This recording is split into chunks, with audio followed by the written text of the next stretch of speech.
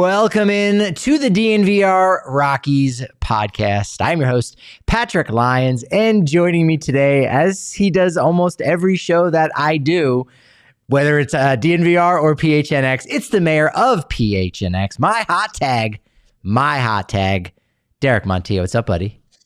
All city like the mayor. And that's you. Big My day. ego's so big right now. I'm going to be difficult to deal with, just saying. Well, look, we already launched All City NBA, All City NFL, All City NHL, All City All Elite Wrestling is going to be you and me. And I don't think anyone knows it's coming, but when it does, it's going to be a big launch for us, I think. I can't wait. I've been waiting for this day. It's the whole reason why I joined this network. It was not to cover baseball. It was to eventually pair up with you and cover pro wrestling, which is, I think, what we were meant to do.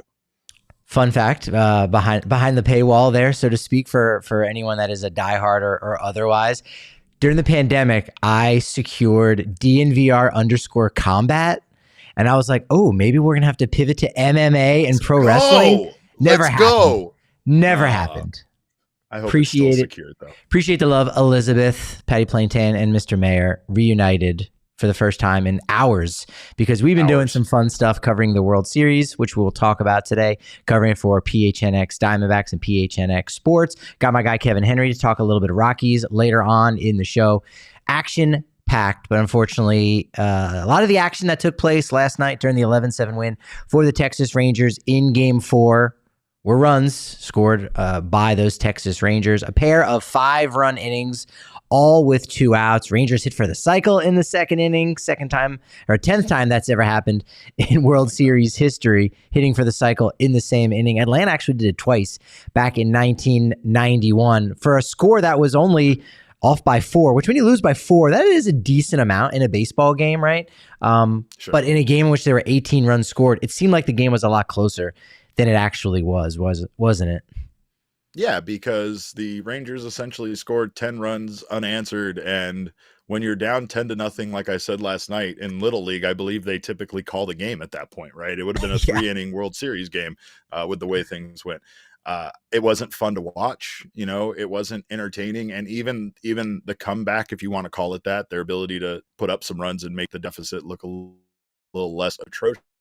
It seemed like it was just kind of garbage time, runs. And I am encouraged by the fact that they were able to do that late and get things going in the hopes that can carry over here to a very, very important Game 5. But I just think that there was a lot to be disappointed about last night. And I mean, you could question a whole lot, but again, it just goes to show that the Diamondbacks are close, but they still have some glaring holes, in not only their starting rotation, but, at third base, and they don't have, somebody that's superior there at DH. So there's just some things that the Diamondbacks still kind of have had as weaknesses all season long that are now kind of being exposed in a longer series.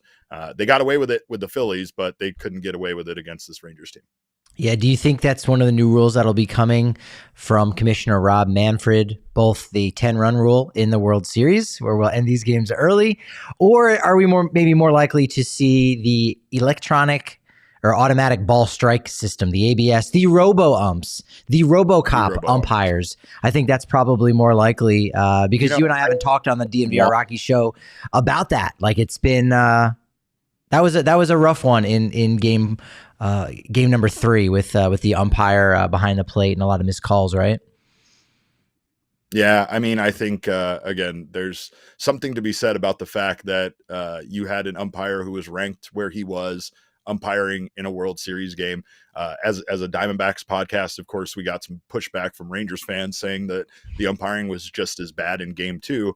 And I don't think that makes it any better. I think that just exposes the problem as far as, okay, yeah, the umpires suck. Like, I'm not trying to say that it's one-sided. I'm just saying I notice it more when it's the team that I root for and am covering, right? So it's a bit different when, you're looking at it through the lens of who you're rooting for. But I just think that, to be honest, we've advanced this game. We've made changes to make it better.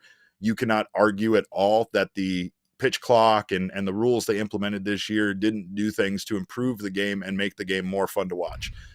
It's infuriating that in any sport, an official can determine the outcome of the game, especially with a bad call. But what we saw was a lot of bad calls. And sure, some of them might have been makeup calls for other bad calls, but does that make it any better? Like, should an umpire ever be doing that, granting bad makeup calls just because he missed another call? Like, that's insanity to me. So unfortunately, in game 3, that was really a big factor. You couldn't say that about last night's game. Last night's game was definitely the bullpen not being able to do the job, essentially. And I mean, it's kind of one of those, okay, the bullpen has bent, but it hasn't broken. Well, it kind of broke there in game 4.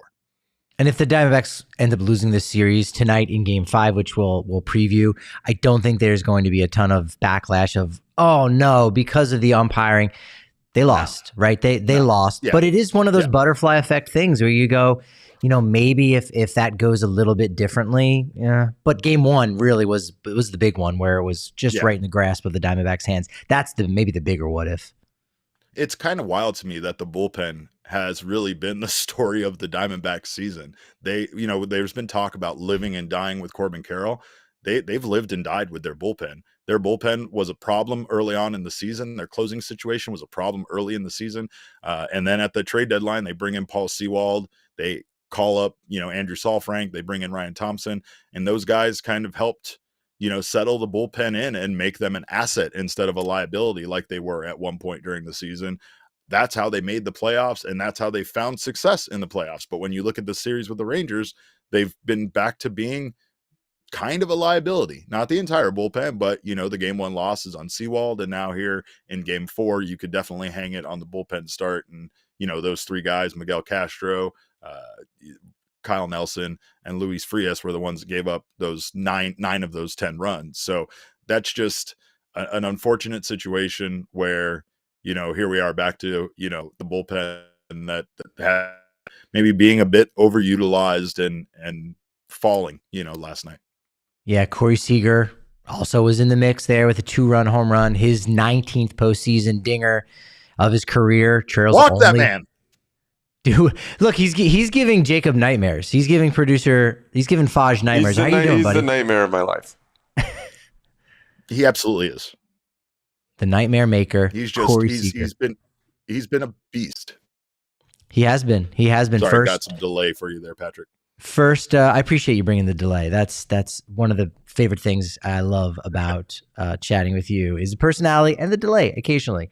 No. But yeah, first shortstop with 3 home runs in a single World Series. So right now he's in line to not only just win the MVP in the 2023 World Series, but win his second NL MVP. Rangers now have home runs in 15 straight playoff games. That's the 3rd longest streak in postseason history, trailing the Diamondbacks, who had a streak of 17 that was just ended this postseason. But 23 is that mark by the New York Yankees from 2019 to 2022. And maybe even worse than Corey Seager and how dominant he's been, even despite the fact that he hasn't had some protection behind him in the lineup because Adolis Garcia, we got word ahead of game 4, is out, with his oblique issue. And so the commissioner signs off on it, says, yes, you can make a roster substitution. So Ezekiel Duran on the roster. Didn't get to see him just yet. We might not. Max Scherzer also off that roster. Brock Burke out of the bullpen, who he was used on Tuesday night in game 4. But Marcus Semien's been the other guy, along with Corey Seager, that you say, okay, these are 2 dangerous bats in the lineup. And Semien was really quiet going into the World Series, had 2 doubles in 52 at-bats, and you don't want him to get hot, and he got hot. Triple in game 3, 3-run home run in game 4 on Tuesday night. He now has 6 RBI, and that might even be the worst part about it is maybe the Rangers really only have 2 guys that are doing it in a big way, but they've got 2 guys. And on some nights, that's been more than what the Diamondbacks have been able to put out there offensively. Yeah, I mean, Ketel has been doing it all series long, like he has all postseason long, but excuse me, at times he doesn't have that backup. He doesn't have that additional person to help him out offensively. Christian Walker made a defensive error last night, but he was actually not bad at the plate at all. I believe he went 3 for 5. There's still a lot of talk about him, but this Texas Rangers team, you got to just tip your cap to them. They have been incredible on the road. They are undefeated still. They lose somebody like Adolis Garcia, and they're able to bring in Jankowski, who absolutely delivered and contributed to the win last night. And you can't seem to stop them at times offensively, even though, like you said, it is two guys kind of doing it. The rest of their roster has been a pain in the Diamondback side, and it has not made it easy either. But Corey Seager right now is just unstoppable. And I think without having, Garcia in there to protect him in the lineup, it doesn't make any sense to me to be pitching to this guy and having beating you the way that the Diamondbacks have. Like, sometimes you just gotta, you'd rather make that next guy beat you. And at this point with the Texas Rangers lineup, it might not even work out doing that. I think the Diamondbacks' back is against the wall tonight, and they absolutely need to figure out a way to hold those guys, and to generate some runs at the same time. I still am skeptical if they would have been able to score as much as they did last night if they weren't already in a blowout. But hopefully that's not the case. Hopefully this team is clicking at least a little bit offensively there at the end of the game. Seems like most of their offense is, coming up towards the end of some of these games. So like that seems to be a trend that isn't great. I know that they've been much better, obviously, like any team is when they're able to, jump out to a lead. He can do a good job potentially at home. He has been very good at Chase Field this season. And I think hopefully he can hold this Rangers offense and give the Diamondbacks a chance to win. Yeah, hopefully there is that momentum, as you said, with the bats late in the game, in Game 4. But if you need some momentum at any gathering that you're going to be at, make sure you're doing that with Breckenridge Distillery, the official bourbon of the Denver Broncos, widely known for their blended bourbon whiskey, a high rye mash, American-style whiskey. We've got it at all of our tailgates at DNVR, as well as our watch parties down on the corner of Colfax and York. It's fantastic. They're actually giving away a couple tickets, 2 tickets to the Breckenridge Bourbon Suite there at the end of the season against those Los Angeles Chargers. All you got to do is take a photograph of yourself, your favorite Broncos photo, post it to Instagram or Facebook with hashtag Broncos Bourbon. And by the end of this month, because it's November, happy November, everyone, they will narrow it down to 10 favorites, and you can get it on the fan vote. It's pretty cool. Again, it's at all the Broncos tailgates in the DNVR bar watch parties. You can get it in all 50 states. It's everywhere. Après anywhere. Shop your local retailer or visit BreckenridgeDistillery.com for home delivery of award-winning Breckenridge spirits. Hero Bread is absolutely fantastic. It's pretty much what I've been having as part of my sandwiches while eating lunch here at PHNX, trying to save a couple bucks. Do it on the cheap. We know travel can be expensive, but with Hero Bread, it is a lot better for you. There's nutritional benefits there if you want to go for the high fiber, or you're looking more at the ultra low net carbs or zero sugar. You've got all of those options. They've got killer recipes on their website as well. It's really great. They do buns, they do tortillas. It's amazing. Hero Bread is offering DNVR family 10% off their first order. All you got to do is go to hero.co. So instead of com, it's CO. You're going to save minutes every week by not having to type that letter M in. It's hero.co and use code DNVR to save on Hero Bread today. That's HERO.co to save 10% today. Yeah, the one of these big silver linings from Game 4 was not Travis Jankowski, unfortunately, but that's how the script works, right? The guy gets hurt, an all-time got postseason player, and then Travis Jankowski comes in and immediately gets 2 hits, 2 RBI. No. But for the Diamondbacks, that silver lining, of course, was Ryne Nelson. Not Ryan, Ryne. That's it. Ryne Nelson, 5 1/3 innings pitched, only gave up 3 hits. 1 run allowed. That was a solo home run to Jonah Heim. Didn't break outs.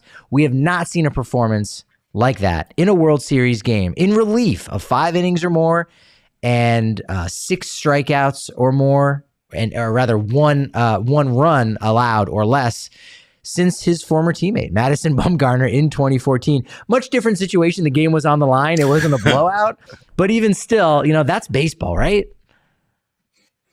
Yeah, that's absolutely baseball. It's incredible. And I mean, Ryne Nelson, honestly, there is a lot of talk about whether or not he should have started. And much like the offense at the end of this game. Who knows if he could have come in and done what he did as a starter. But the thing about this is that the Diamondbacks were searching for a starter.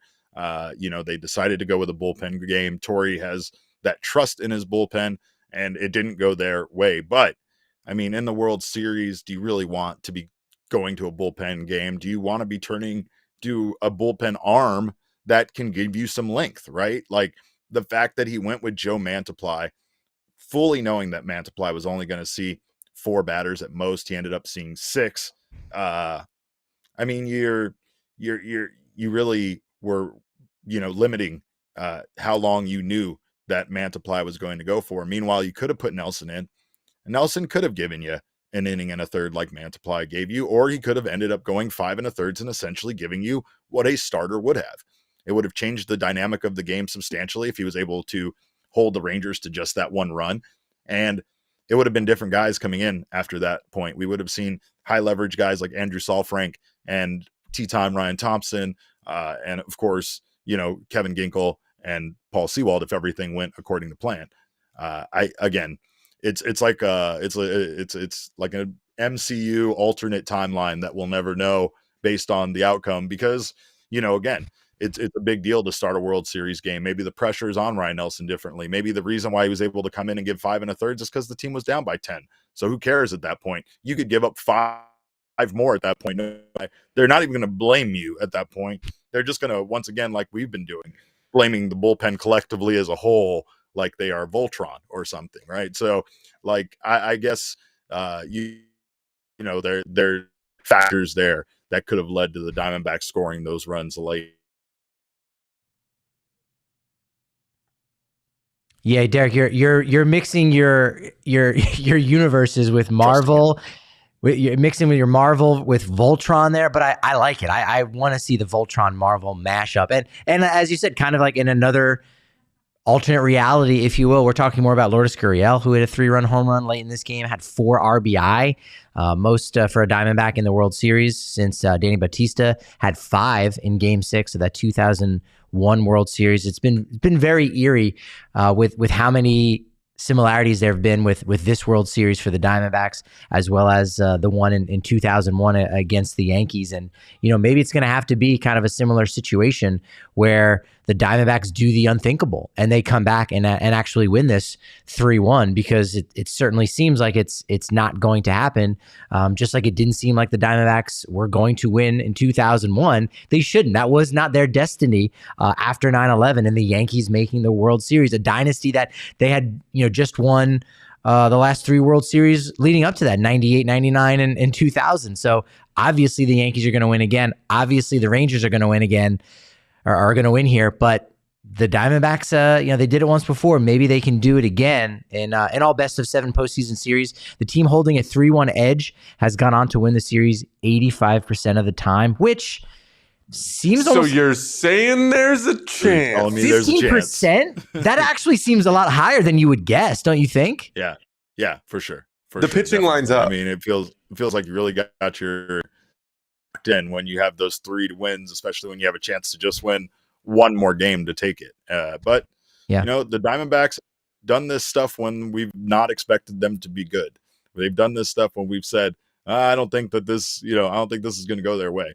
Maybe they run out of luck here. Who knows? I think that, of course, they do have their 3 best arms ready to go for the remaining 3 games. So I feel comfortable about that. It's just, I still, and I think that Rockies fans could really relate to this.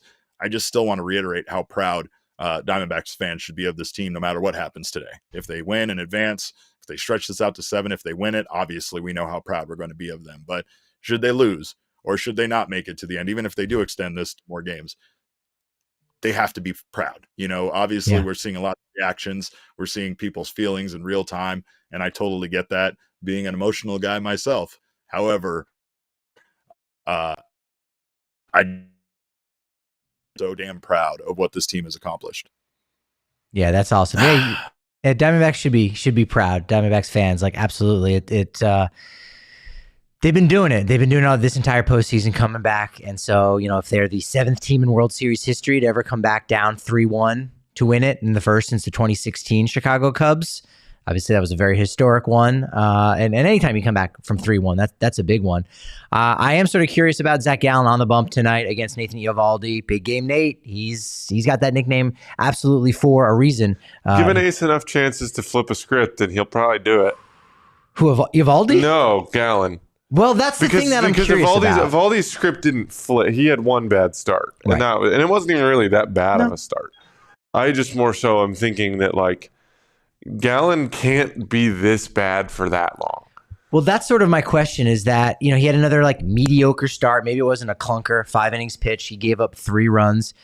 His postseason ERA went up a little, slightly there. He's got a 5.27 ERA this postseason. And, I think a lot of people would probably be surprised to know, like, Diamondbacks fans know that he's not that true ace. Like, his numbers reflect it, but man, he can kind of disappear from time to time. He's had a couple starts this season where he gave up 5 earned runs or more in a start, and so he's absolutely going to have to shut things down if the Diamondbacks want to push this to Texas at least. But if you want to get some fantastic merchandise, make sure you're heading over to Foco.com. Look, they've got a product line that includes apparel, accessories, toys, collectibles. They've got these hand-painted bobbleheads that are just absolutely exquisite. They're really limited edition, so they sell out pretty quickly. So you got to make sure you move in on those in your man cave. I'm saying, if your significant other is complaining about your bobblehead purchases, say, honey, I'm not buying bobbleheads. I'm buying art, because that's what Foco's giving you, some art. Those overalls, I think, are at least an artistic expression. If you want to get them to see buffs that are there, they got a ton of teams. Very much an artistic expression with those overalls. And maybe even take up painting. A lot of painters like to rock the overalls. Imagine if you had, CU Buffs or a Broncos pair of overalls and you got some paint splatter on that. Very sporty, very artistic as well. They got Peanuts bobbleheads, fun Hawaiian shirts, tons of hats, millions of hats. Holidays are coming up, so get some gifts and do it on the cheap, because when you use code DNVR, you're going to get 10% off all non-presale items. And if you want to do things on the cheap and you want to go to some sporting events, you got to make sure you're using Game Time. Best part is, besides the fact that you're going to get $20 off your first purchase when you use promo code DNVR, but you get to see the actual view of your seats. So you're like, well, in theory, I can imagine what these could look like. And then you find out and you're a little disappointed. That's never going to happen whatsoever with Game Time. You don't have to guess at whether you're going to like your view. You can look at what you're going to see right on the app. It's really great. They've got some fantastic last-minute price drops that can be found on seats that you never thought you can buy, up to 60% off the face value when you wait closer to the start of an event at Game Time. So if you want to hang out at around the arena or the stadium, whether it's a concert, sporting event, you name it, you can get some last-minute deals, flash deals, zone deals as well. Download the Game Time app, create an account, and use code DNVR for $20 off your first purchase. Terms apply. Again, create an account and redeem code DNVR for $20 off that first purchase. Download Game Time today. Last minute tickets, lowest price, guaranteed. And if you need something guaranteed in your life, like a good friend, I've got nobody better than the man right here, Kevin Henry from Fanside. And always can rely on this guy, no matter where in the world he is. Here he is, my guy. What's up, Kevin? Dude, I'm in the beautiful state of Colorado. You should come try it sometime. You really should. September is probably the last time. Look, I still have seen you more in the last 6 weeks than my wife. That weekend in Chicago that we had, my wife just wants a weekend of me at home. She can't get that, but you and I will always have Chicago at the end of the season, won't we? That Cubs Rockies series will always live in my heart, man. Absolutely. Good to see you, man. You, me, Chris Bryant, Wrigley Field, and a little case of COVID that I caught there. Anyway, moving on. Zac Gallen, have you been surprised with just how mediocre he's been in the postseason for a guy that's been in the Cy Young conversation for the last 3 years? Yeah, I mean, honestly, there's a lot of things about that surprised me. I that was one story that I did for Fansided back in the day, was how he was going to be a contender for the Cy Young this year, and him and Brent Strom both talking about the strong year that they were having and the pitch mixes and everything else. And obviously, it just hasn't come to fruition in the postseason. So it's been a strange ride for Zac Gallen. It has. Sure has been. What has been your favorite takeaways so far from this World Series? It's kind of been one-sided. You know, the Diamondbacks had the big blowout in Game 2 where they're up 9-1. Game 1 was, hey, one pitch from Paul Sewald. Maybe that changes thing. The umpire was kind of a factor, a couple what-if moments in Game 3. But the Rangers dominated in Game 4. So you really have to say, yeah, this has been a 3-1 series. It's fair. It's true to that score. It is. And, I was at games 1 and 2 in Texas, saw our good friend Jesse there, in the clubhouse and everything else. But I do go back to that Sewald pitch. And I wonder, had he been able to get Corey Seager out in the ninth, it would have at least been 2-2 at this point. I really do wonder how that would have changed the series. And I know, the umpire calls are in play and everything else. But I think that moment, I think that was when Texas really – again, gained momentum and moving forward. And even when, and I do love the answer backs thing, by the way, I have fallen in love with them being called the answer backs. But even that Game 2 thing, you could tell if there was this confidence in the Texas clubhouse that, hey, we're playing on the road. We love playing on the road, actually. So I think that was a huge missed opportunity actually in Game 1. Yeah, 10-0 on the road for these Rangers just in this postseason alone. So if you can snap that and win tonight, Diamondbacks can go out and do what they did in Philly and win 6-7 on the road in that shed. And, this series has been, interesting. And I, Corey Seager obviously is kind of the highlight right now. He's in line for the MVP. But it will be interesting to see what happens, the discourse in the off season, which I don't want to get there yet. Give us 3 more games, please. Baseball in November is great. Happy November to everyone, but give us 3 more games. But it'll be interesting to see what happens this offseason with the discourse with the ABS and how much, well, you know what, we need that. And what does it look like? Is it going to be just the challenge system, or is it going to be full blown? You know what? Let's not even take those baby steps. Let's just go right away, all in on the automatic ball strike system, electronic. That will be interesting to see what happens here in the next couple weeks. It will. And unfortunately, those calls in Game 3, everything's magnified when you get to the World Series. Even if there aren't a lot of people watching it, supposedly, everything gets magnified. And so I think that those bad calls, that will carry over. And I am curious to see how much momentum then you get for the ABS and everything else that we've been talking about. But I hope it also doesn't take away from, honestly, and I know Diamondbacks fans won't agree with this, but it's been a fun series. I mean, it really has. And I've enjoyed seeing a couple of new teams in there, some new faces in there. I think it's been a really good series. I just wonder how much that whenever the Diamondbacks did rally to knock off the Phillies, how much people just went click. If the Astros aren't in it, if the Phillies aren't in it, who cares about new teams? And I think that's where MLB still has a big marketing problem, is trying to make sure that people understand the good stories that are on these two teams and why it should be a classic, fall classic. Yeah, that's true. Yeah, Game 2 I thought was great. Yeah, despite the smackdown that the Diamondbacks put on the Rangers, it was a lot closer earlier on in the game before that 9-1 score. But that game was about the story. It was about Merrill Kelly. Wait, who is this guy? Where did he come from? 35 years old. We're just hearing about him now. Oh, he's actually had a couple good seasons. Oh, wait, he kind of flamed out as a prospect with the Rays, and then he went over to South Korea. Like, all of those things, I think, makes for compelling television. Can he continue to do it? And what group, special elite group is he in all-time World Series history? And in a way, there kind of hasn't been that. And you've got Adolis Garcia, which has a great story, but now that's been snuffed out, of course, with his injury. And maybe Max Scherzer, if he's on his game a little bit more, talking about witnessing this Hall of Fame guy against a 25-year-old rookie pitcher who's in the minor leagues, that kind of got snuffed out too, unfortunately. So if you don't have those stories during the game and you don't have those superstars just going into the series, I think it can be hard for those casual fans to latch on and watch. And it's a shame because you mentioned the injuries to the Rangers, and they've been overcoming these all year. And think back to that last weekend in Seattle. I know you weren't in the Coors press box, but I know you and I were texting about them collapsing and the AL West shifting so quickly. And I really do think that story and how they rebounded then on that cross-country flight to get to Tampa, I don't know if that's been told enough nationally. I certainly think that there's a lot of good things with, Ketel Marte. Let's be honest. Why aren't we talking more about this guy and the skills that he has at the plate? I think that there's a lot of things that whenever we just look at a team and we go, oh, the Diamondbacks. Well, there's a lot more to dig into. And I wish that on a national level that people knew that there was something good to really dig into there.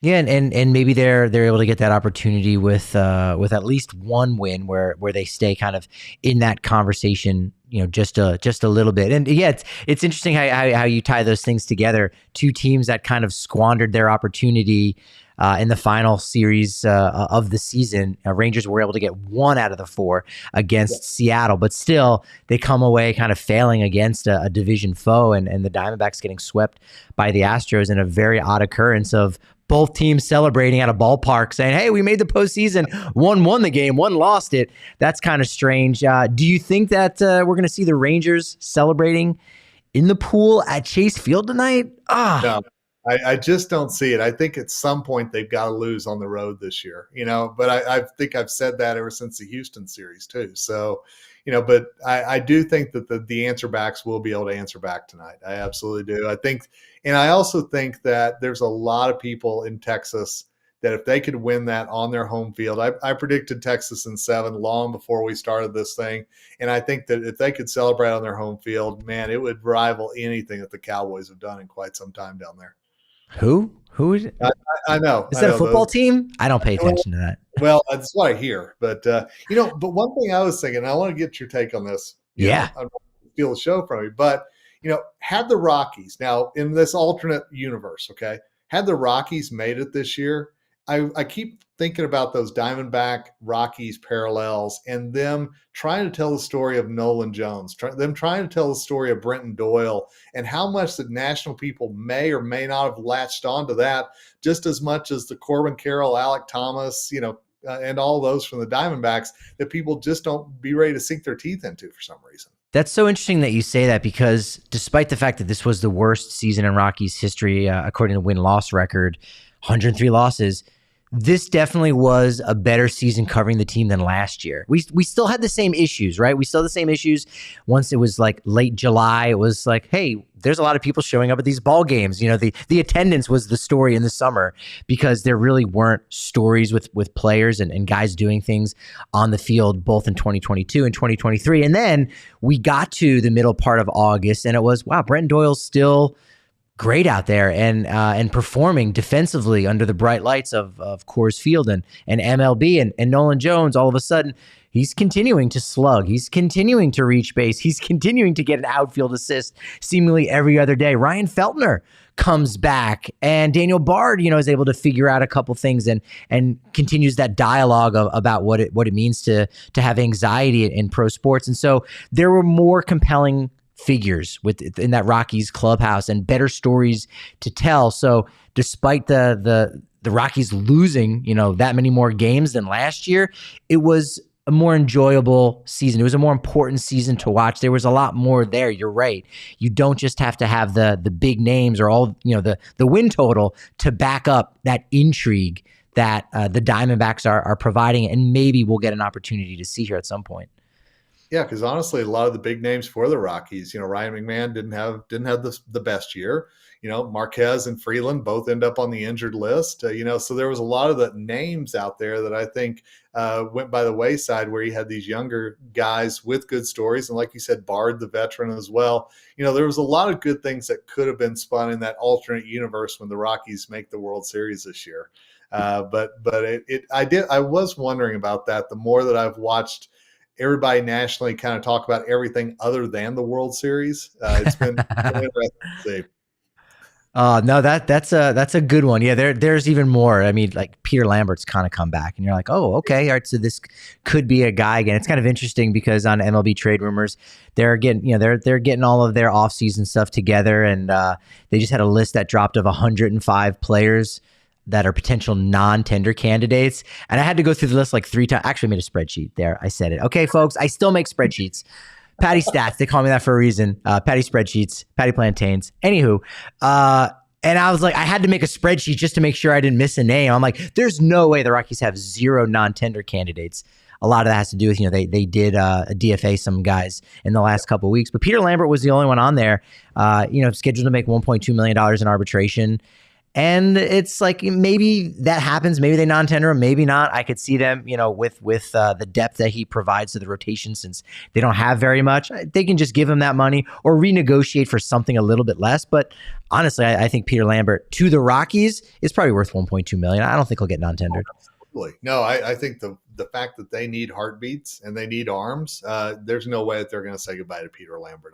I do not see that happening. You're right. It's true. What I do see happening is you, in particular, Kevin, cracking open a can of Broncos country. Good old Breck Brew, right? It's made from high wire hops in the North Fork Valley. Colorado ingredients, made in Colorado with renewable energy. On top of that, it's a Colorado company. Make sure you're supporting them because they support us. Let's support one another. Do it at breckbrew.com and the Breck Brew locator to find out where you can get it near you. So I popped in at the Arizona Fall League yesterday, hoping to do so tomorrow. Game in Scottsdale, Scorpions versus the Salt River Rafters. Catch up with some of the prospects. Sterling Thompson went 1 for 4 RBI, his 11th of the year. Hit leadoff. Was playing right field. Walked. How important do you think he could be to the Rockies in their offseason plans? If they've got big plans for Sterling Thompson, and so far he's been doing it. They've got big plans for him. What could that possibly mean for the roster this offseason if Bill Schmidt's going to make a deal?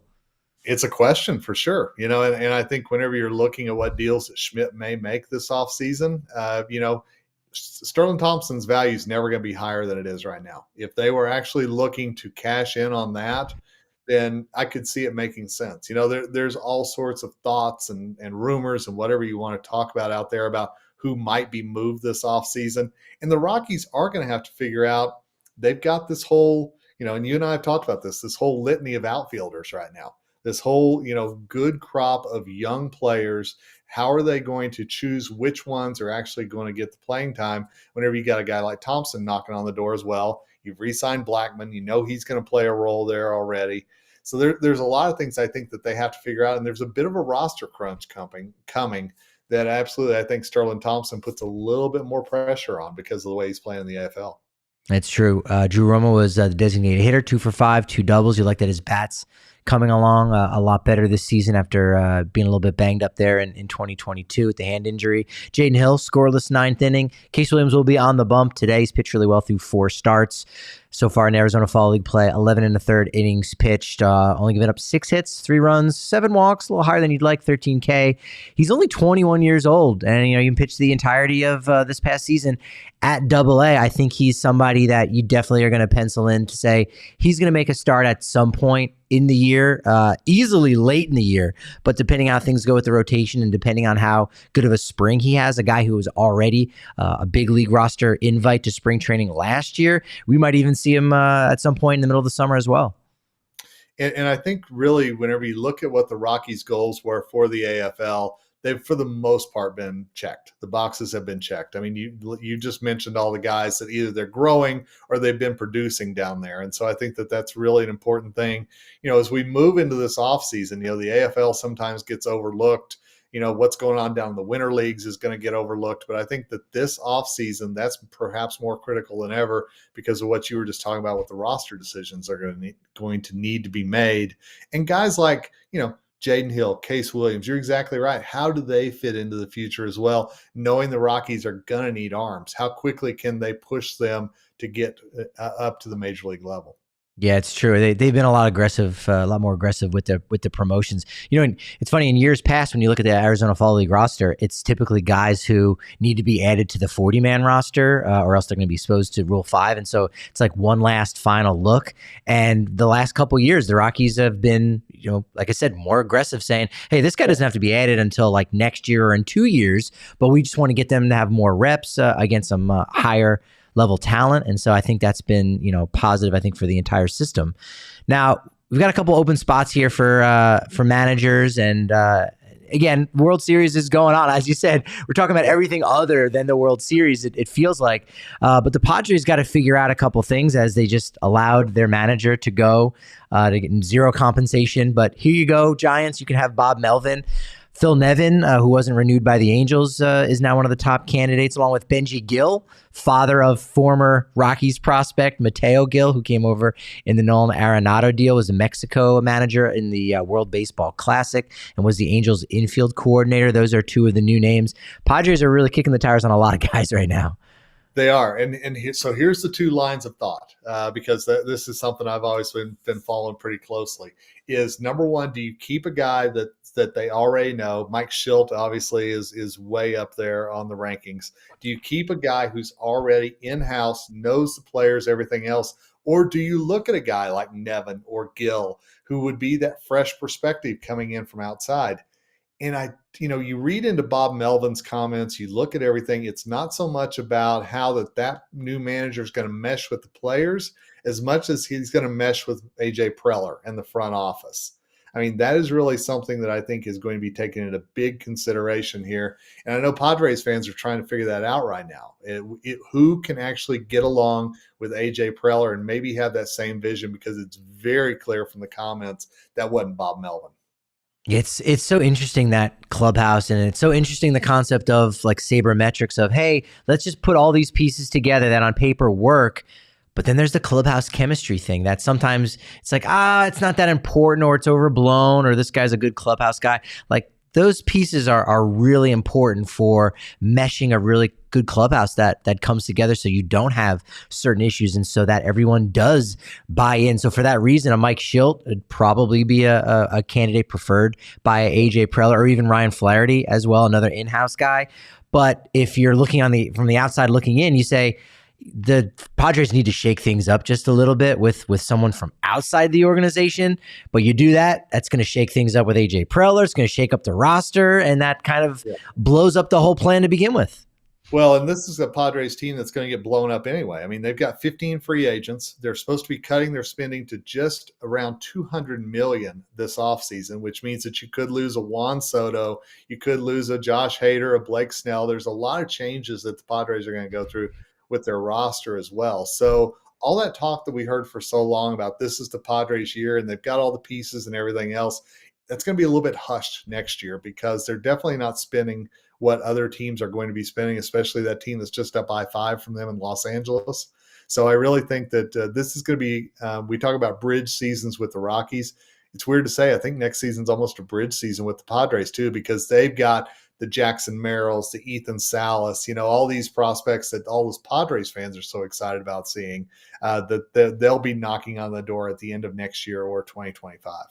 That's interesting. Craig Counsell, not a candidate as far as we know. Seems like every other team is trying to get him to work as their manager. Astros are now interested in him. He was already in the Cleveland mix. I think he's still going to end up in New York. I think he's like, you know what? I wouldn't mind to be wined and dined, take me around, and that's just going to increase that price a little bit. The game plan is to go to New York, be with his guy, David Stearns. And again, it might not happen, but I think, Craig Counsell is enjoying his time right now just a little bit. Oh, I think he's enjoying making the Mets squirm a little bit. I absolutely do. Even though the relationship is there and everything else, I don't see any scenario where he doesn't end up in New York next year. I mean, unless the Brewers do a Hail Mary and can somehow keep him there, I think that it's one of those two places. I think he's just flirting with Houston and Cleveland.